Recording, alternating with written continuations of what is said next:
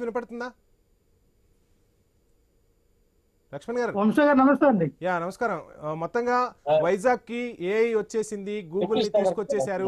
So ఒకవైపు ప్రజలందరూ కూడా ఆసక్తిగా ఎదురు చూస్తున్న పరిస్థితి, ఇంకా మరిన్ని కంపెనీలు రావాలని ఎలా చూస్తున్నారు మీరు? ఏం చెప్తారు విశాఖకి గూగుల్ రావటాన్ని? సార్ వంశీ గారు, మీకు ప్యానల్ ఉన్న పెద్దలకి ఐన్యూస్ వీక్షకులకి యాజమాన్య హృదయపూర్వక నమస్కారాలు అండి.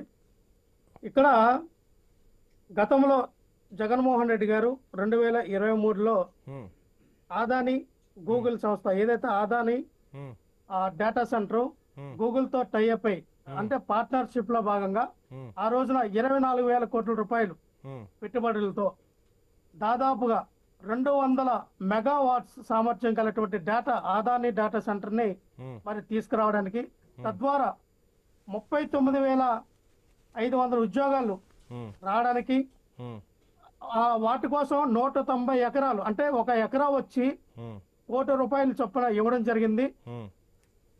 అది కూడా మధురవాడ 409 సర్వే నంబర్లు.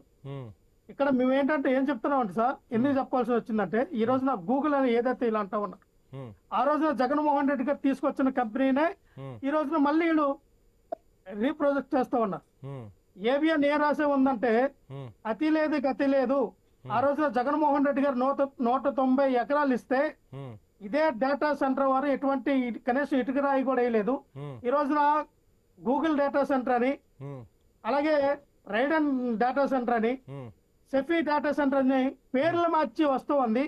గతంలో జగన్మోహన్ రెడ్డి గారు ఆదానితో అలాగే గూగుల్ తో టైఅప్ అయి వచ్చిన కంపెనీయే ఈ కంపెనీ అనేది అందరికి తెలుసు. కానీ చంద్రబాబు నాయుడు గారు ఎక్కడ మాట ఆదానికి సంబంధించింది అని చెప్పి ఎక్కడ కూడా మాట్లాడట్లా. గూగుల్ కి ఆదానికి లింక్ ఉందంటారా?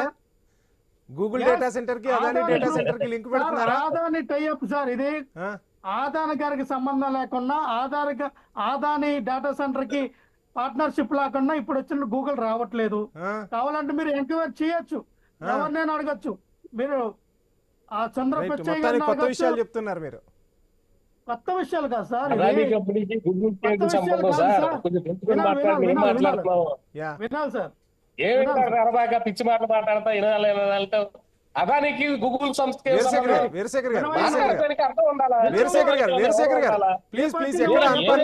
ఎక్కడ కూడా వాడద్దు, సంయమనంగా వెళ్లాల్సిన అవసరం ఉంది డిబేట్.